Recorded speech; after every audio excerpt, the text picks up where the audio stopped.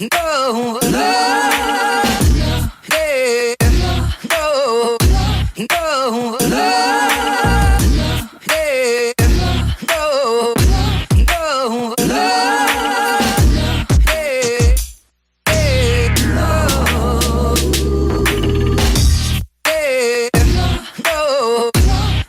no, yeah, no, no, yeah, no, no, yeah,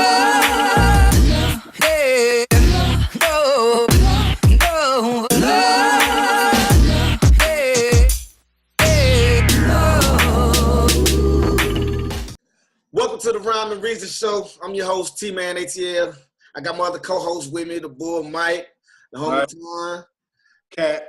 the homie Gas from down there in South America. Reed, aka Chex, he couldn't be with us today, but I guarantee he's gonna be on the next episode, so y'all be on the lookout for him. But without further ado, man, it's a lot been going on in the hip-hop community the past few months, I guess you could say, from new releases to beefs to the homie Meek Mill getting incarcerated. Matter of fact, let's just jump the show off with that right there. Well, who wants to talk first? Mike, I think you've got a lot to say, yeah? He wrote Philly, so it only makes sense, right? It only makes sense, right? Stand up, free Meek, you know, all that bullshit. Free Meek Mill, man. So on a serious note, like, as being somebody that just, like, literally, like, 365 days ago, I was sitting in a jail cell on some bullshit. I know the feeling of what Meek going through right now. So I'm going to just say this. A lot of people don't understand the system if you've never been in it. Now, I'm not saying the shit cool to be in. I'm not saying you get some street credit for being a criminal or as they would label you as a criminal. But a lot of people don't understand is he back in jail on some bullshit. Right. It was a violation of probation for some dirt bike shit and all this other shit. And I get that. Yeah, he knows better and he knows what he should have and shouldn't have done on probation shit. I'm on probation right now. And I know what I can and cannot do on probation to prevent me going back to that box. But at the same time, when you are a high profile artist, celebrity, athlete, and you're black, they're going to do whatever they need to do so you don't have that same influence that you have. So that's the part where I'm standing with Meek. It's nothing to do with where he from.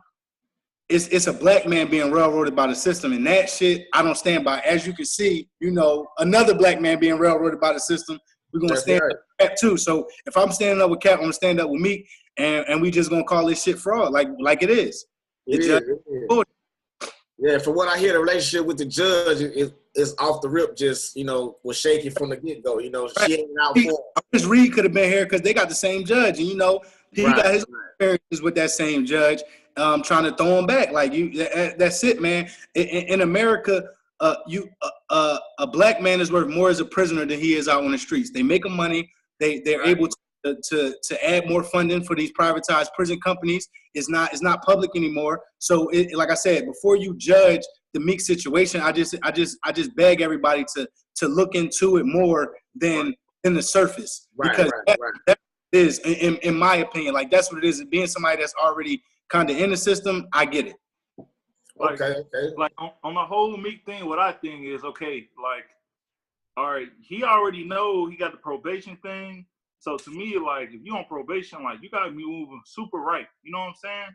And you ain't like just like no bum dude. So at first I was just like, yo, Meek just took another L. But once you do a little bit of dirt digging on it and you hear about how him and the judge had mutual friends, and then how the prosecutor even said that don't give him jail time, but they still gave him jail time, like, you know something up with that. Like, and interject, not even to cut you off, but normally, let's just say this was a white guy.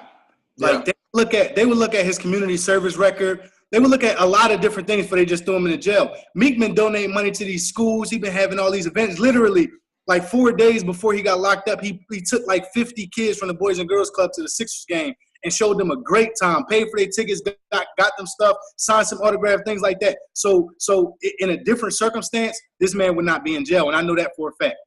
Right. Now, how do you feel like it affects, you know, musically, you know what I'm saying? Like, you think he'll be able to bounce back when he comes out, you know what I'm saying? And everything will just flow? Because how much time did they give him anyway? I know he probably won't do the whole thing. I believe it was 2 years, but I don't think he's gonna see all of that. Oh no, he ain't gonna see all that. Nah, I don't. But yeah, as far as the music, definitely. Like the man was locked up when Rick Ross signed him, when he was with T.I. Like I mean, well, no, my bad. He was locked up. T.I. was locked up when he signed him. Yeah, you know, he found on a few things, but you know, I think musically he definitely gonna bounce back. He ain't going nowhere. He gonna be out for a minute. I know me personally, that was a place for me where I couldn't find any inspiration. That's why I asked that. Like right. my whole mind frame was just getting out. You know what I'm saying? So right. So you know, it varies for the artist, I guess. You know, he's a professional, so. Right. For me, it was more. If he was harder, if he was an indie artist or something, but he got Rick Ross backing him. Rick Ross still putting out stuff. Everybody supporting him. Nigga, he recording right now. He recording right now. Wherever he at, he recording. He recording. Or he got something. It may not be, of course, it ain't the top of the line studios, but he got him a tape recorder. He recording some shit right now. So, you know, I know he writing some shit. It is what it is, man. Like, I just hope and pray that he come out of this situation stronger. Like, he made some dumbass decisions. I'm never going to deny that. But I think that he was on the right track because I remember Meek from when the nigga was 18, 19, like out here in these streets. Yeah, this is what I was going to talk to you about, Mike. Obviously, you know, very different situation to what I'm used to or whatever. But so allow me to play devil's advocate for a moment. Indeed. This guy, whoever he is, whatever color he is, wherever the fuck he was on probation, and he was rolling like dirt bikes through Manhattan apparently, and the cops pulled him up because he was endangering. Whatever, like it's a bullshit citation, but yeah, he was in the wrong. Okay. The thing is, nobody denying that though. If I can play devil's advocate, this is what I want to do. He knew exactly what he could and couldn't get up, you know, be a part of, and he made a decision, and that decision led to what we're talking about right now. And I just think like all this free Meek on that. Listen, musically, I was never a fan anyway. I don't even fuck about Meek, but he's all right. He's all right. Right. But I don't even know what it's like there in Philadelphia or whatever. But you do the crime, you do the time, and I feel like if I'm going to play devil's advocate, he fucked up, man. He fucked up. He was riding dirt bikes around in Manhattan. Listen, not to cut you off, but as a man, I'm pretty sure that he knows he accepts his consequences, you know, and he's not expecting any pity. That's just his fans that's just showing the support and not saying that the system is wrong. You know what I'm saying? Like he not crying or begging for mercy or this or that. He know what he did. Right. Like when you in there, man, like you start retracing your steps. Like, damn, where did I fuck up? And then if you're an adult about the situation, if you're a man about the situation, you know exactly where you fucked up, and then that it starts to sit in like, damn, I fucked up. So I'm dealing with that. That's broke. That's still like I wasn't on a level with Meek shit, but that still don't change the fact that my homies want me out of there. My parent, my kid, like, you know, my family want me out of there. So they out here advocating for me because when you're in a jail cell, you don't have a voice. You don't. So somebody got to be your voice. And it just so happened Meek got 3 million fans. And now that's his voice. So I don't think he's necessarily like, hey, y'all, go ahead and do this for me. Yeah, he might be in his lawyer's ear, like give me an appeal or let me see another judge or some shit. But I think as far as the fucked up, I know I fucked up part, I think he know he fucked up. All right. Shout out to the homie Meek Mill, man. Keep your head up. You know, don't let the time do you, man. You know, you only got 2 days. There you go in, there you get out. So, you know, we're gonna be waiting on the new music when you get out. But speaking of new music, what's on everybody's playlist right now? Exactly. That's what we're talking about now. What's everyone listening to at the moment? I'm on me personally. I ain't gonna lie to y'all, man. I've been on some southern shit, like some Moneybag Yo. Hey. Hey, I ain't gonna lie to you, T. I was fucking with that Pee Wee Long Way. Yeah. Long way. Yeah. Yeah. Somebody put it. I was in the car one day and somebody had put it in the aux, like played that shit. I Shazammed it. And I had to cop the album. I to it. It's his dope. time coming, man. His time coming. Yeah. You getting Right, love out there. right.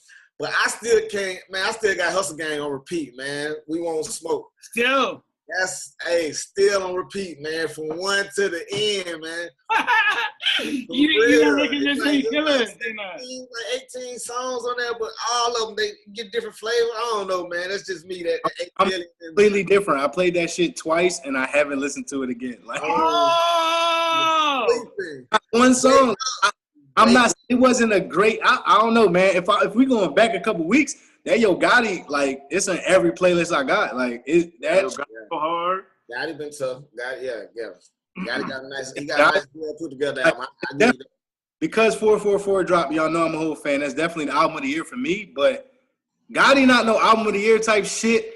But it's as far as the realm, the what he in, that shit up there. It is. Yeah. Fuck Chris. What you listen to, Gaz? What you listen to down there?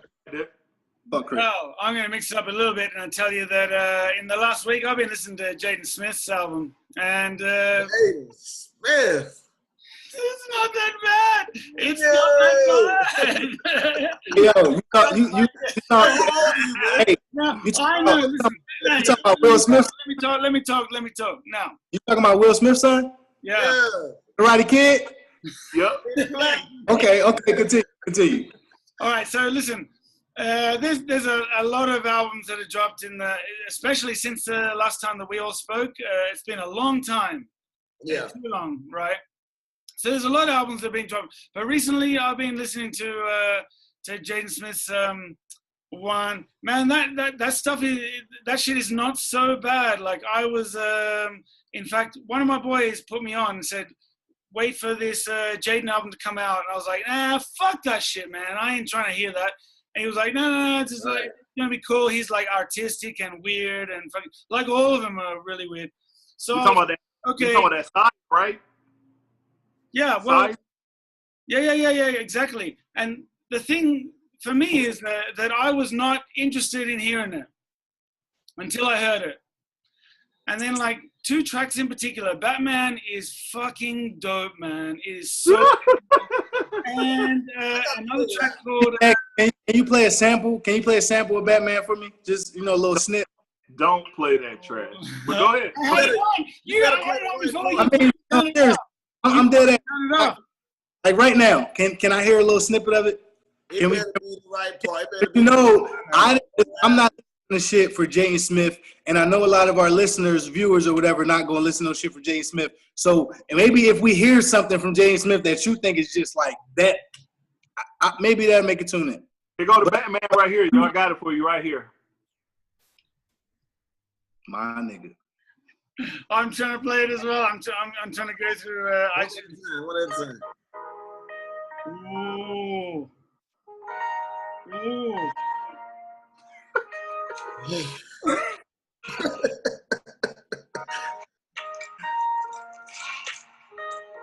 You act like he basically stole Drake little hook and everything. Batman, Joker just put me on acid. You on the way like a maverick, we need to make something happen. No, that ain't gonna do it. Okay, we're done. John, We're what are you talking about? Get him out of here. Get him out of here. That ain't gonna do it. And hey, listen, before I'm done, this is what I was going to talk about, but there's so I can get that shit 4 thumbs down. Stop. Man, it ain't that bad at all. He didn't do like Lil Wayne did and like steal a melody and just like flame the shit up. He stole Drake fucking hook and fucking bombed that shit. Like so right there he's saying Batman. Yes. And that's a single that's been out for a long time. Like Gaz, I give you that though. I have heard that he was artistic. I haven't listened to the whole thing. I heard that he got some decent songs on there, but the first few songs I listened to, he sounded pretty trash. I will say this. I give a kid this. He's in his own lane and he's content with himself. hey, I applaud that all day. You know what I'm saying? Definitely. Nobody else. What I was gonna say was, as a kid, as an '80s kid, you know, I was born in '83, man. Like so. Will Smith was someone who he was not gangster or nothing like that, but he was a lyricist. He was a cool lyricist.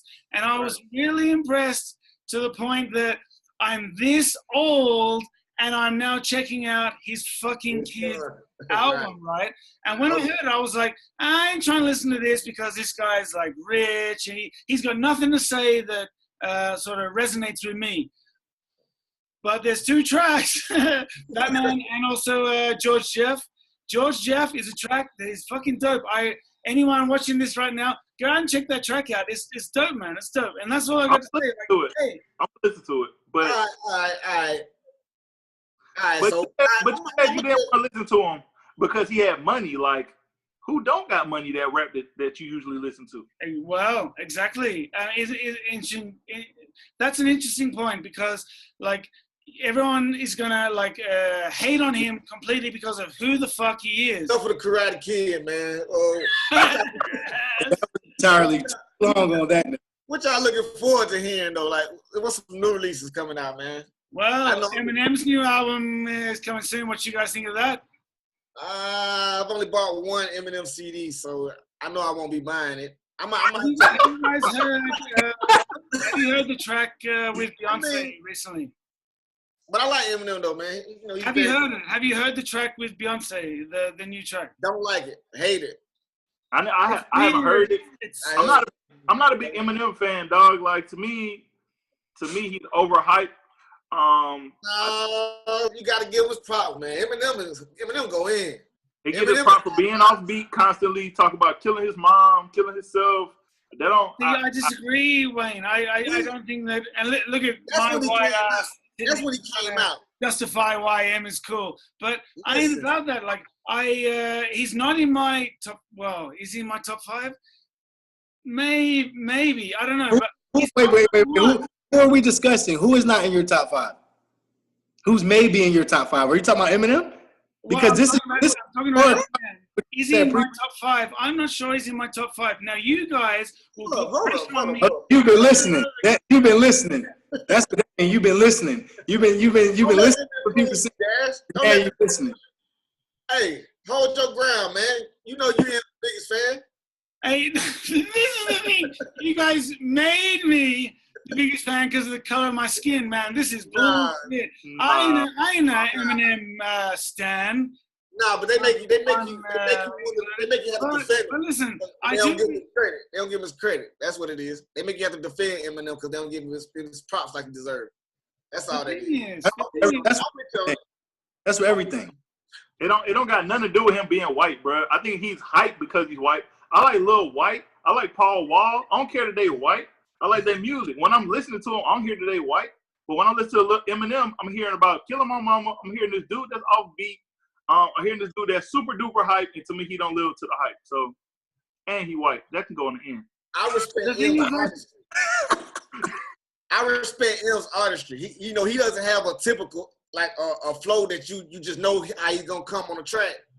He listens to the beat, and the beat tells him how he's gonna come on the track. But but a lot of rappers do that though. Like why? Not a lot. It's because he's white. That's the new trend. That's the new sound right now. No, that's Migos sound. People just stealing it. That's what I'm saying, though. So but listen. What you guys are talking about, this is exactly why I want to talk about this new Eminem track because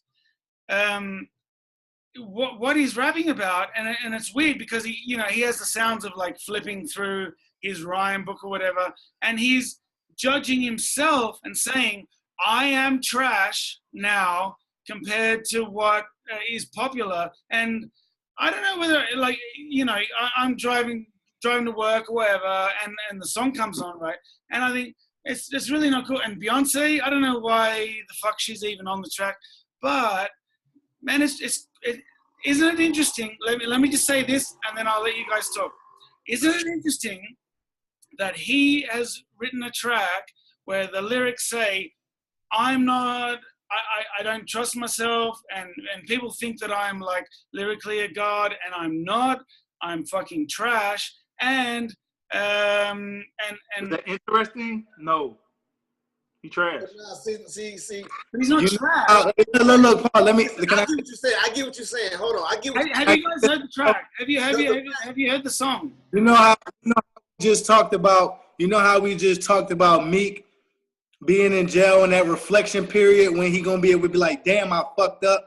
Eminem took some time away from the game and he started really listening to shit and listening to himself. And he was like, damn, I put this shit out here for these niggas, but it really wasn't that good. And I got all these people behind me like I'm just the best. And it's not. It's because his wordplay is nice, but it doesn't go with the songs ever.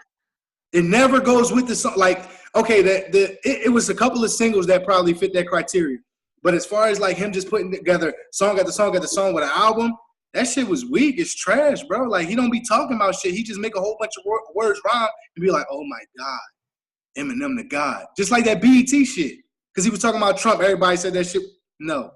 Yeah, I heard that freestyle well, and that was kind of trash. But I don't agree when you guys say that he never has a story to tell. I don't agree with that. I didn't say he never had a story to tell. Like, I done heard him tell some good stories. Like, weird ass stories. But see, those stories are from when 99, 2000 when he first came out. He don't talk about his mother no more. no. He don't talk about Kim no more. Okay, so What you mean, like right Huh? if you talking about that shit was 99, 2000, he took that talking about his mom and Kim to like 2011, 2012. That was his shit, bro. Some shit like He had a song with Rihanna talking about, he said some shit where I'm going to burn this motherfucking house down. Some crazy ass shit, bro. Come on. He been on that. That's his wave. And like sorry. His feature shit was always gritty. His albums. I listened to, I bought Encore. I like Encore. that's the CD I bought. That's the CD I bought. I like Encore. I remember That's like his fans, like their least favorite album from his fans. Do you remember, for example, can I just throw a random example out, like Clean Out My Closet, where he's talking about his family and what he's dealt with. I don't agree that you can say that he's not a good storyteller. I think he's a really good storyteller at times. But Clean Out My Closet was like, what, 2003? Yeah. I think it was like right before 2002, yeah, like 2002. Yeah. Like, he just don't keep doing it, bro. Like, he did that. Clean Out My Closet was a good single or whatever. It was hot when it was out. But, all right, so what else coming out? The side. Hey, you know what just dropped? Hey, just dropped from that East Side. Hey, and I wasn't a big fan of him until I started listening to this. That's Side High. Hey. That's Side High? I think he finally got one. That wordplay on there. I like, he went to read that, and I done heard some of my homies. Hang on. What are we talking about? Are we talking about the Psy album? No Dope on Sundays. So I know some homies that went to high school with him, and they didn't speak too highly of him. So it was harder for me to go ahead and try and give it a shot. But when this dropped, I heard a lot of people talking about it. So, and then I started hearing that he used to write, that he writes for Kanye and all that, and I can kind of hear that shit. Man, dude, I really can kind of hear that shit. Dude has slept on like a mother for real. Yeah. And I mean, matter of fact, he got his single with Kanye. I think it's called That Side, something like that. That Side. Yeah. Matter of fact, did y'all check him out on the little interview he did with the freestyle he did on the Breakfast Club? I don't want to get him no promo. Yeah. I did not. Yeah, he was going in. If we're gonna talk about Side of Prince, right? Yeah. Everyone says that he's slept on. I don't reckon he's slept on. I feel like I've been listening to him for fucking years, like decades, or not decades, plural, but a long time. But the thing is, he's never dropped an actual album until now, and it's good. He's always been good. He's a decent lyricist. Right. I think it's time. I agree with Gary.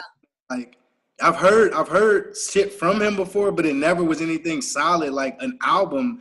Because he was doing all Kanye work, and right. Like when you behind the scenes, you don't get to shine. Right. Now he got his moment, and he get recognized. Right. That album is at the moment. It's probably that album is fire. It's really, really nice lyrically. Production is cool. It's excellent. He bringing bars though. Yeah. He is though. He is. We get enough of that mumble rap, and don't get me wrong, like I fall into it because the production be so good on the mumble rap scene. Yeah.